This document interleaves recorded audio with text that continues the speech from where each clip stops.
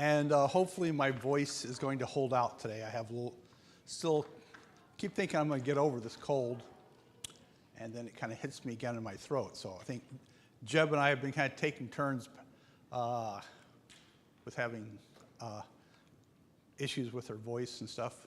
Hopefully Jeb, yours is ready to go again. He says yes, so. It's getting better. Okay. So we have been going through this class, I guess also called Vox Dei, or Hearing the Voice of God. I remember it was kind of funny when I first started looking into the Latin on Vox Dei. It actually gave a kind of a different term from back, I don't know, 1700s. It had another Greek word in it, but it had Vox something Dei, and it actually talked about the voice of the people. I guess that was kind of some of the ideas behind democracy, is we need to listen to the voice of the people. Well, as opposed to that, we're trying to talk about and think about listening to the voice of God, simply Vox Dei. So that's what we've been talking about the last several weeks, is hearing God's voice. And we've been talking about some of the various ways, if you've been here, about how we can and should hear God's voice, and that we should be open to hearing for his voice. This will be my last class, and so thank everyone for being here and listening to this. Hopefully it's kind of been a few challenging ideas. I thought when I first started teaching this, I thought that maybe we were going to get a little more, I was going to get a little more pushback about, hey, tell me more about that. But didn't really get too much pushback, so I suppose that's a good thing, or if everybody was listening. So we've talked about different ways that we can and have heard from God's voice. Showed a few different videos about some people from different things, and maybe this has caused you to stop and think, when have I heard from God? And I think we all probably agree and are aware of that certainly as we read his word, yes, we are hearing God's voice. And I think part of the thing that I wanted to challenge you is, how else do we hear God's voice? And so we've talked about various ways that I believe can and does happen. So this morning I'll be kind of focusing a little bit more, talking about a person of the Bible that he definitely heard God's voice, God's calling in different times in multiple ways, and basically some thoughts from Abraham. And I think sometimes when we think about hearing God's voice, I think sometimes if we think about it, maybe when we look in our past about different experiences or things that we've had happen to us, and we consider those things, sometimes we might think, maybe that was God trying to direct me or say something to me. And I think maybe all of us have kind of somewhat had those experiences in our lives. Sometimes maybe less dramatic, other times more dramatic. And even in my own life, over times I've had different things that have happened to me, and I kind of thought, wow, that kind of seemed like a God thing. I mean, one of the things I can remember, and I'll just kind of tell you this quick story about myself, is I haven't done as much of it in the last few years as I used to, maybe due to age and getting busy with other stuff. But I used to go out and do a lot of hiking, just getting out, and a lot of times I just go out by myself. Of course, a lot of people tell you shouldn't go out hiking by yourself, and that's a great idea if you can find somebody to go hiking with you. So if you really like to go hiking, you just get up and go. That's right. You might notice I have some of my hiking poles here, and they've seen a lot of miles on them. But this one particular time, it was several years ago, I'd actually taken a class at Olympic College. It was just kind of a fun thing. And I don't know if they still teach the class, because they were saying at that time that they were the only college that they thought in the U.S. that taught a course such as this. And I think part of it was because of liability issues. They taught a class on mountaineering. And they literally would go out in the mountains. We went up in the Olympics several times and did some different climbing excursions. There's a few times where we were doing some things, and I thought, man, I don't really even know if I was by myself. I don't know. One place we had to traverse over this like ridge, and there's this giant like pile of snow right over you, and then there's a long drop. I'm thinking, hey, these guys know what they're talking about. So we did it. Then I heard the next following week, the subsequent class that was supposed to do it the next day, they didn't go because they decided it was too dangerous. Anyway, so they did all kinds of things. We climbed the Brothers. We did several trips over around Mount Rainier and hiking and climbing different places, climbing some mountains. So they're basically the idea behind the class is to kind of just teach you the fundamentals of mountaineering. And a part of it was some survival techniques if you got caught out there, what you could do to survive. So I think a lot of times just having the confidence of knowing what to do if you got into a bad situation. So with a little bit of that knowledge, I decided this after the class, several months after, that I decided on my own I was going to start at Paradise, if any of you know where Paradise is at. It's kind of a visitor center there at Mount Rainier. It's about 6,000 feet. And of course, Mount Rainier is 14,000 feet high. So I thought that day I was going to just, and this isn't just something I just winged up on my own. A lot of people do this. But a lot of people do it as a day hike. They hike up to Camp Muir, which is at 10,000 feet. Camp Muir is usually the base camp for people. They camp there, and then they usually spend the night there. And they get up real early the next morning and continue on up to the summit. So my thought was, I'm just going to go up to Camp Muir, and then hike back down, easy peasy, no problem. And with my training there, I took all my essentials, brought like a bivy sack, a shovel if I need to dig a snow cave or whatever, and some water and essentials such as that. So I don't know, I think I got up around 9,000 feet, and I was kind of following some other people. Other people could tell they were going up to probably summit because they had large packs. About a little 9,000 feet, a little more, all of a sudden, a huge whiteout came in. And I could not see anything. Matter of fact, the people that I were following, they were gone. You couldn't see more than a few feet. And then, I don't know, have you ever heard of people that they get caught in a snowstorm, that they start walking in circles? So I kind of had a general idea. I said, well, I need to turn around and go back down. So I did. I turned around, started heading back down the mountain. And then for some reason I thought, this looks like familiar, like I've been here before. And I had a GPS thing. I should have turned it on and had the tracking on, but I didn't bother. I was following a trail. Well, after the whiteout comes in and the snow starts blowing really hard, that trail is gone. So I was I guess there's a little bit of concern, a little bit nervous. I wasn't panicking or anything because I actually, in my mind, I thought, well, if things get really bad, I've got my snow shovel here. I'll just dig a hole in the side of the mountain, pull out my bivy sack, and crawl in there and just trying to wait out the storm till it goes away. But my biggest concern was when I didn't show up when I was supposed to, that my wife Linda would be wondering, where's Mike at? And then the next thing I thought was about having all these park rangers out looking for me and maybe even being on the news and everything. I don't want that to happen. So, so here I am standing on the side of this mountain. Snow's blowing. So I thought, I'll say a prayer. So I remember saying a prayer, saying, Lord, I think I'm lost. I think I'm a little confused. I'm not lost. I'm on Mount Rainier. I know where I am. But as far as how to get back to Paradise, I'm kind of unsure. So I said a prayer and kind of just took some time, thought about it. A few other things happened during those brief moments.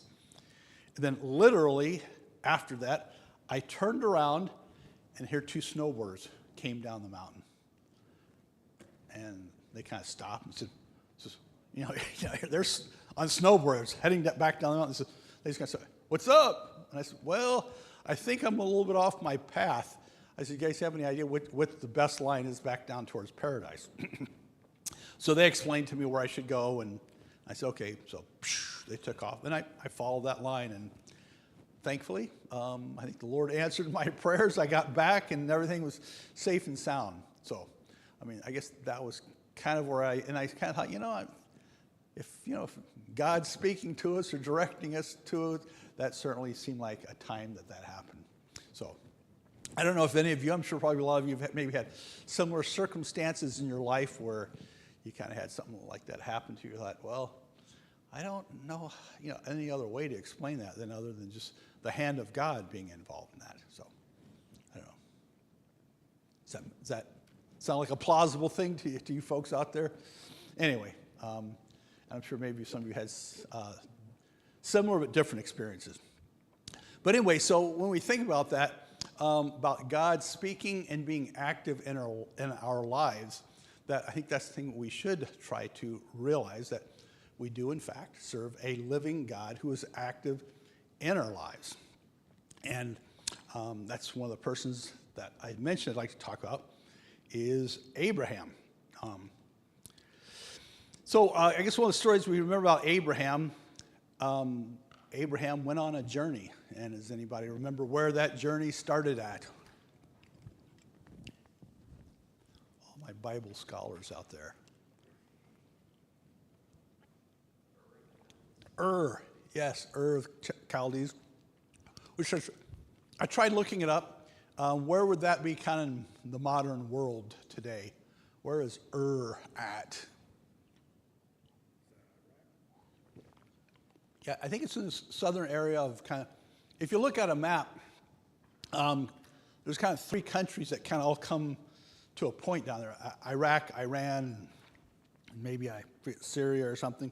So yeah, it's either Iraq, Iran, down the very southern corner where it touches on, if it was at the Persian Gulf.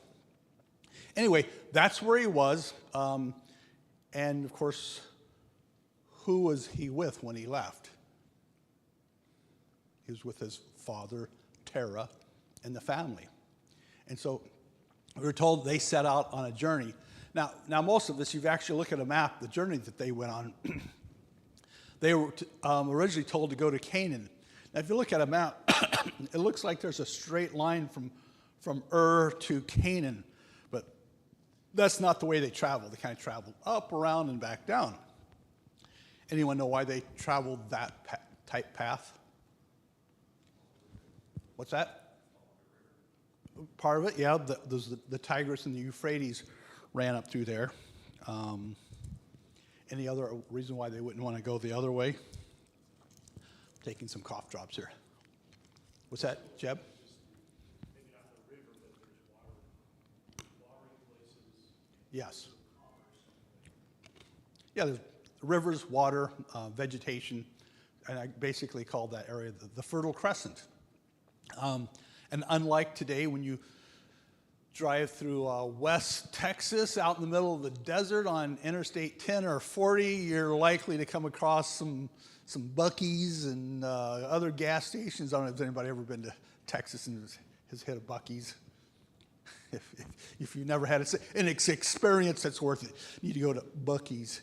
They have them in Texas and Louisiana, and we heard they're going to build one in Arizona. Anyway, needless to say, there weren't any rest stops traveling through the desert at that time. There weren't any food stores or anything. If you were to go off into that area, especially with livestock and animals, it wasn't a very good way to go. So therefore, they would travel kind of in that the crescent pattern.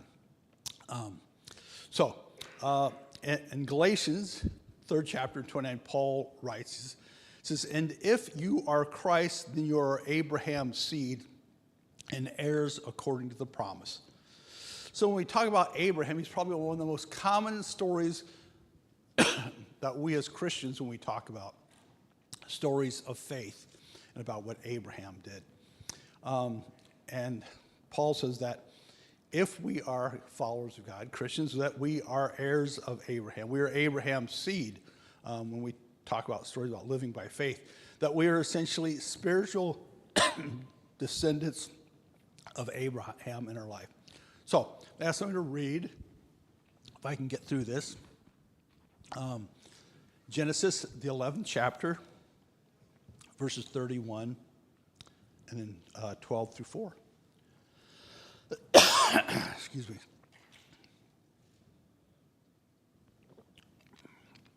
Genesis 11:31, then 12 through 4. So if you have that, you would like to read it, I would be most appreciative.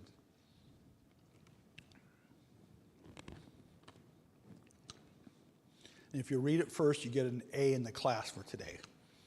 Okay. I think Dan's got it. Terah took his son Abram and his grandson Lot, son of Haran, and his daughter-in-law Sarai, his son Abram's wife, and they went out with them from Ur to the Chaldeans to go to the land of Canaan.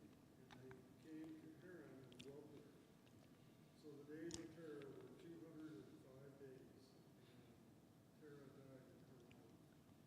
Now the Lord said to Abram, go out of your country, from your kindred, from your father's house, to the land where I will show you. And I will make you a great nation. I will bless you, and I will make your name great. You shall be a blessing. I will bless those who bless you, and I will curse him who curses you. And in you all the families of the earth shall be blessed. So Abram departed as the Lord had spoken to him, and Lot went with him. And Abram was 75 years old when he departed from Haran. Okay, so we see the family. They set out on this trip, this journey, originally to go to Canaan. But where did they stop at? Haran. How far is Haran away from Canaan? Or does anybody have any idea where Haran it would be?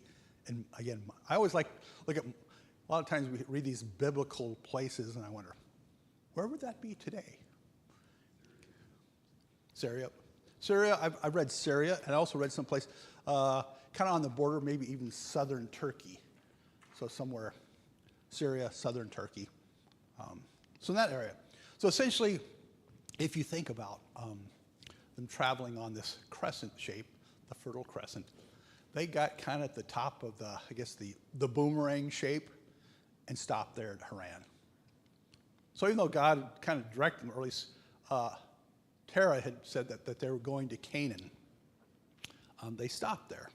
Not really sure why, but maybe it looked like a good place to stop and stay. And we're not really sure what caused Terah to take his family and go that way. The Bible doesn't really tell us that God told him to do that, but he chose to do that with his family, with his children, Abraham, and others. Anyway, they apparently lived there for some time in Haran, became pretty much established, and eventually the father, Terah, passes away. And then that's where we read in the 12th chapter that God tells Abraham, get up, take your family and move on, continue on where you were supposed to be going, where originally I wanted you to go. And of course, as we see, Abraham wasn't necessarily a young guy when he did that. How old was he when he left Haran to move on? I think I heard somebody say 75. It's kind of old to be starting over again, wouldn't you think? I think it would be for me. And I'm only 65, So at age 75, God says, get up and move on down to Canaan. Again, it's like I say, he was not a young man. But they apparently got comfortable there in Haran, so God wanted him to continue fulfilling what he wanted Abraham to do. I guess the question for us, when we hear God's voice, do we want to follow his direction to its completion, or do we sometimes choose to stop some intermediate destination? I think God is maybe specifically calling us as Christians to do something and accomplish something, but are we doing that? So I'd like to look at three specific lessons that we learned from what God told to Abraham. that sometimes in following God, it takes a attitude or a willingness to be unsettled. And I guess somebody asked me, why did you bring some walking sticks? Which I like to use walking sticks when I hike. Gives me a little extra stability, especially if you're trying to step over a creek or something with a backpack on. Gives you a few more points of contact. And I used to think, oh, it's kind of, see people carrying walking sticks. That's kind of wimpy carrying walking sticks. But then after you start using them, you kind of become somewhat addicted to them because they're very useful. Anyway, walking sticks are used to move, to get going, to travel. And the other, I don't know if you know the thing here, is I have a rocking chair. Guess I'm kind of settled in here. I think I'll just stay here and not have to go anywhere. And I guess the point is sometimes we become settled in one place. And that's not to say that any of us shouldn't take some time settling, enjoying, and taking it easy once in a while. That's not the point. I think sometimes that maybe we can become so settled in our ways that we're missing what God is saying to us and directing in our lives. Kind of like Abraham did. His family settled there in Haran. Things were going well. Why should he go someplace else? Well, he should go someplace else because God directed him to go someplace else. And I think even in our own culture, that we can see that there have people that have kind of got a late start on some things and have gone on to be successful. Can you folks name any people that maybe come to mind that didn't really get started in their careers till later in life? Yes, Priscilla. Uh-huh.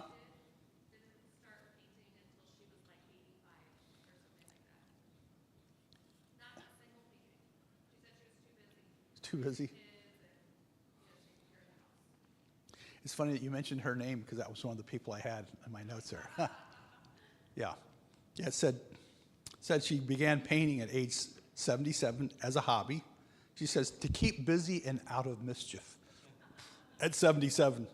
Said she originally charged $3 to $5 for her original pieces, but it wasn't long that prices skyrocketed to over $10,000 a painting by the time she died, at 101.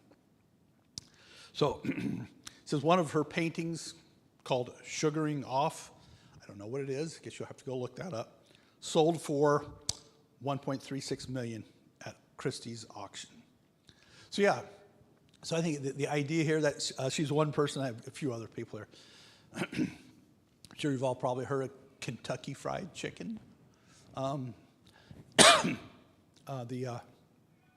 The creator, founder of Kentucky Fried Chicken was Harlan Sanders, and he didn't really get going. He said he had held many jobs where he hit age 50, but eventually by about age 62, he started getting more active in his chicken business, which of course we all know that there's Kentucky Fried Chickens all over. It says he was in his 70s when he sold his interest in KFC for over $2 million.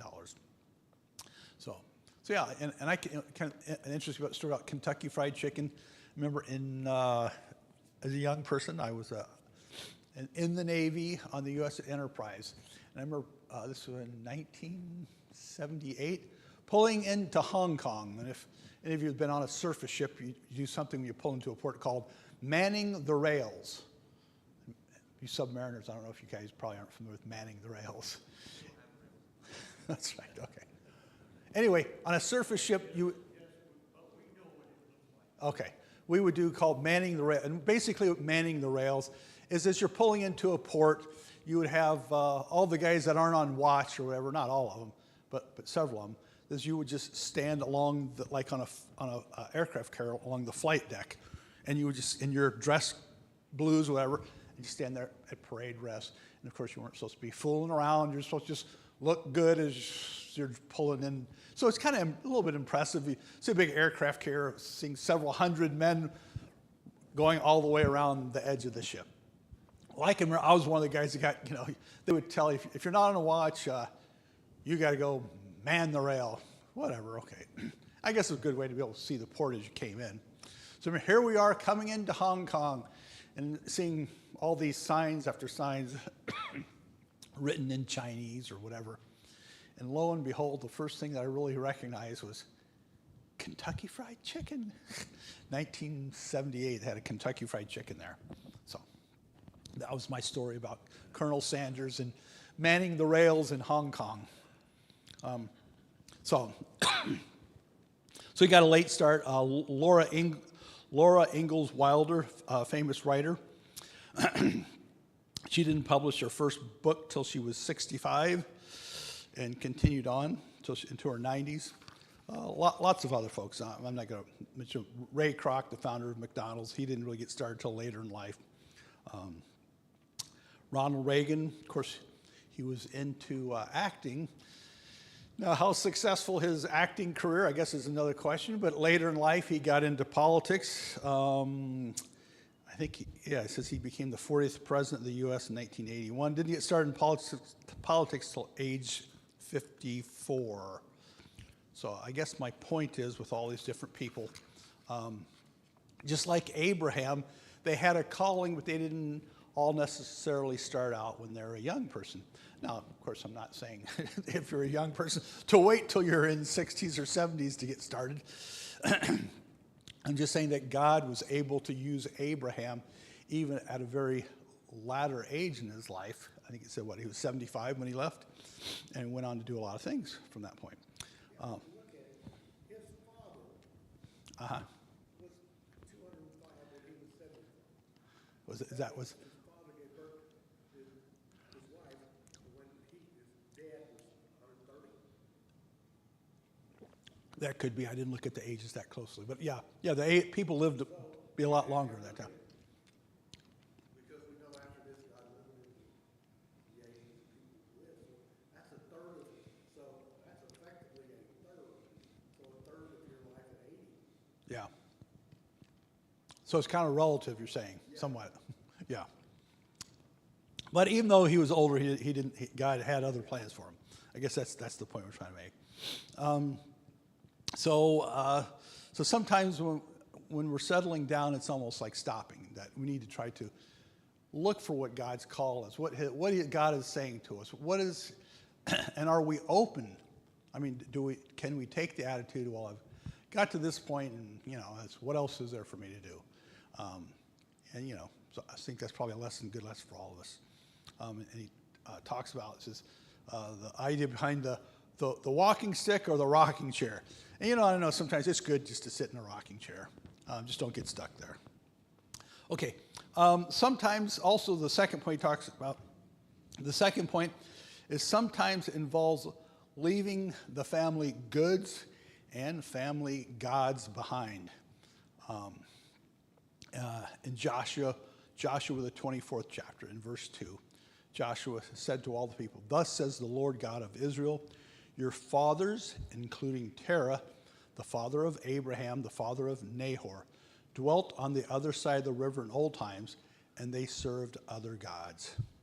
So Abraham, when he left this area, obviously there was their own local deities and worship that they had. But when Abraham left this area, he left all that behind, left a lot of their possessions behind. That we can become entangled with our possessions and some of the thoughts and things that we have in our minds and hearts, that can kind of hold us up. And so that hopefully should not hinder us in our service to God, is being held behind by those possessions. Another interesting story that I thought was part of this talks about a gentleman named John Franklin. It's about his expedition in 1845. Two ships, and I forget the names of the ships. Anyway, 1845, at that time, the big thing is of course, all of their merchandise and everything, a lot like today, traveled on ships through different passages and different things. Well, the big thought at that time was finding a passage from the Atlantic Ocean to the Pacific Ocean. So the idea was still at that time to find the Northwest Passage. So that was like some kind of route that went around from the Atlantic Ocean or kind of around Canada and into the Atlantic to the Pacific, or vice versa. Of course, if you look at maps today, there technically is a Northwest Passage. But what's the problem with the Northwest Passage most of the time? Right, it's frozen. But I don't think they were totally aware of that at the time. So 2 ships, Captain Franklin and another ship, with 129 men set out to find the Northwest Passage. I think they said they stocked up, had like close to three years worth of food and equipment and everything. And they had some of the most modern ships that actually, get this, were outfitted for some of the first times that they actually had regular propulsion. They'd taken some locomotive engines and turned it into something that had a propeller on it. It was kind of somewhat new at the time. Still had sails on it too, because it said they could go faster on sail power and they saved fuel. Anyway, at that time, they were using the most modern technology, and they were going to find the Northwest Passage. At least that was their intent. Well, apparently, somewhere going, and you can look it up on the internet. It'll show you kind of what they understand the route that they took. But they got stuck in ice. They were stuck up there for a few years. And the story they tell about them is they made such a big deal about these guys' trip as they were going on this kind of trip to find the Northwest Passage. They made all this special silverware. And a lot of the silverware, they even had the guys' names engraved on the silverware, and just a lot of stuff that, for an expedition you just wouldn't think about. I mean, a survival expedition you wouldn't think about bringing with you. Well, anyway, they didn't make it back. All 129 men died. And what they've kind of over the years, through different expeditions, they've found bits and pieces of the expedition. Eventually, the 2 ships, they got stuck in the ice. I think at one point they finally decided, no one's going to find us here. So they abandoned the ships and tried to take off, cross the ice, and try to find some place where there's some kind of small town in Canada. Well, unfortunately, they never made it that far. But on some of the expeditions to find the guys, they found some of the equipment that they were hauling with them to try and get back someplace. And what would you think that part of the cache that they found? Their silverware with their names engraved on it, And someone said, why would you carry that with you? Just like extra weight, I mean, if you go on a backpacking trip, you don't carry your best silverware in your backpack. You try to be as efficient as possible. So the point is they were encumbered with a lot of stuff that was not going to help them in their trip back to survive. And I think the same thing as we try to hear and listen to God, that we also ought to maybe, whether it's physical or mental things, try to unload some of those things that might encumber us. So, does anybody have any thoughts or anything on this? I know I've been talking a lot. It's almost more like a sermon than a class. Yes, Jeb. Well, God told him, I guess it's encouraging to me, God told him, leave your culture, your land, and your people, and your family, and go to the place I want to show you. He didn't tell him exactly where he was going. Right. And he gets to Haran, and he pauses. And there in Haran, he's got his dad, he's got Lot, he's got his family still. I guess it's encouraging to me to know that he had some delayed obedience, if you will. And it's kind of like the lady who was like, I'm not sure if God's telling me to give my kidney to this person. Right. She took a couple of years, a year for her to actually believe that God was speaking to her.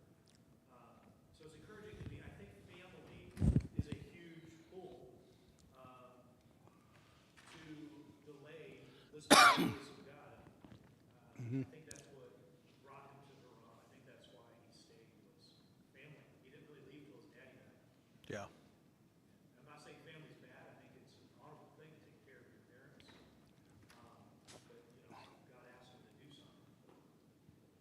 Yes. Good, yeah, good point, yeah. Yeah, he kind of just became encumbered with those things there, so. And also, as you're saying that, I thought another good point is that even after all those years, that God didn't really give up on his plan for Abraham. He kind of stuck with it. So that was good also.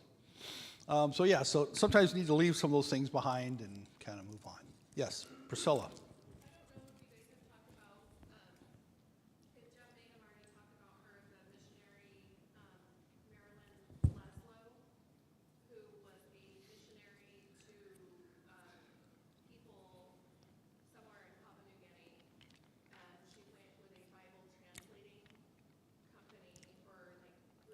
Mm-hmm.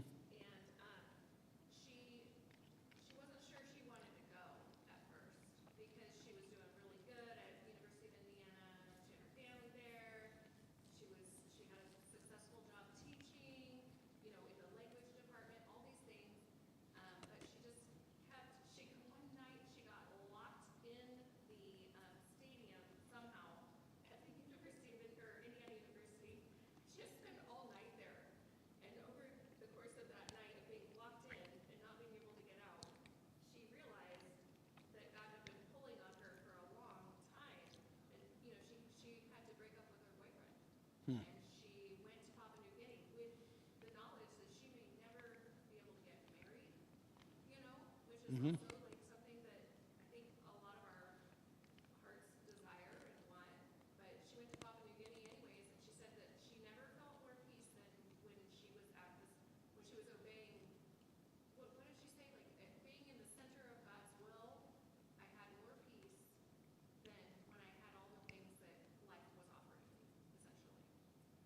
Yeah.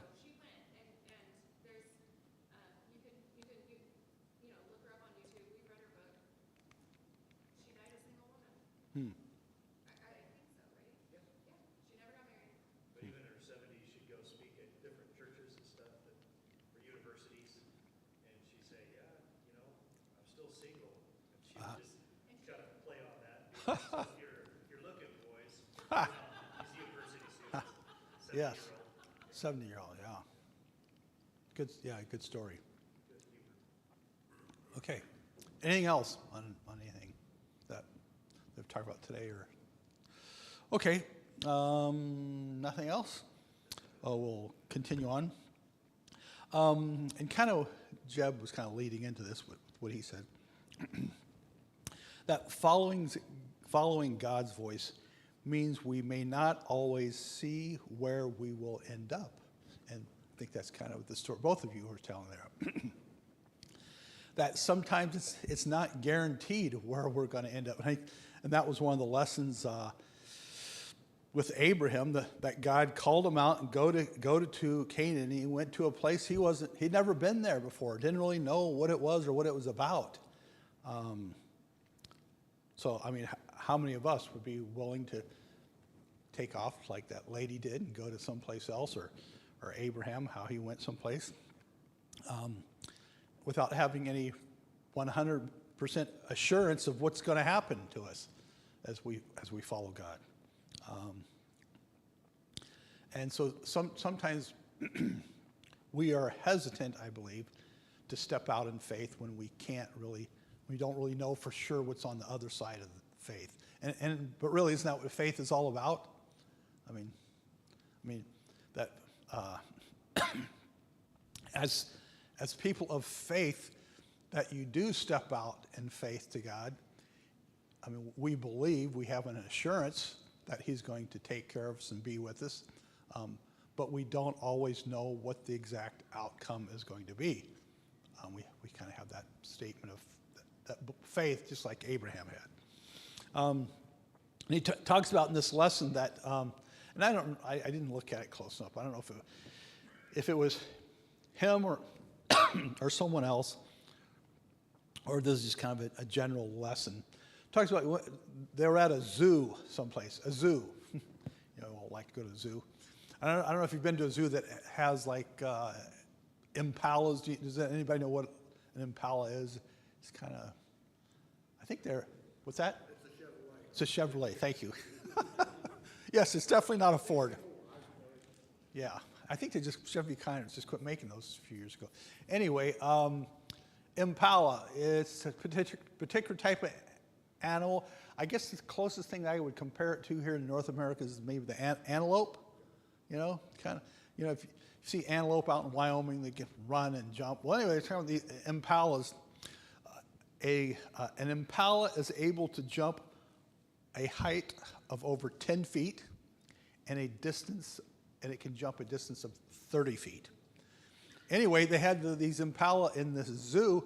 And the guy noted, he says, wait a second, they can jump 10 feet high and 30 feet. He says, you have them in an enclosure with a wall that's only 3 feet high. How does that work? He goes, well, explain. You'll note the way that they constructed the wall is the impalas cannot see what's on the other side. So they will not jump over something if they don't know what's on the other side, which, I guess is kind of a wise thing. If you're an impala, you don't want to jump into a pit of lions or whatever. But he used that as an example, saying that that's really us sometimes, is we're not willing to take that leap of faith unless we know what's on the other side, unless we have some guarantees of what's on the other side. And I think that sometimes this describes us in our walk of faith. So just, I think there's some additional thoughts for us as we think about hearing God's voice. How willing are we to kind of take that leap of faith and to go to the next step? So and actually, that's all I have for today. So next week, so you have a few extra minutes. Next week, Jeb will finish up our 11-week thing. Hopefully, it's been somewhat informative for everyone about as we hear God's voice in the various different ways. I think we've talked a lot of different things about how we can hear God's voice, or some people have, and so hopefully in our lives that this will be an encouragement to us, that we will continue to try to be listening to God's voice in our lives, whether it's through His Word, through encouragement of other people, through the circumstances that we have in our life, and just kind of on and on and on, that God is able to communicate with us in so many ways, and we should not limit Him to just one way. So with that, we're going to close, and Jeb.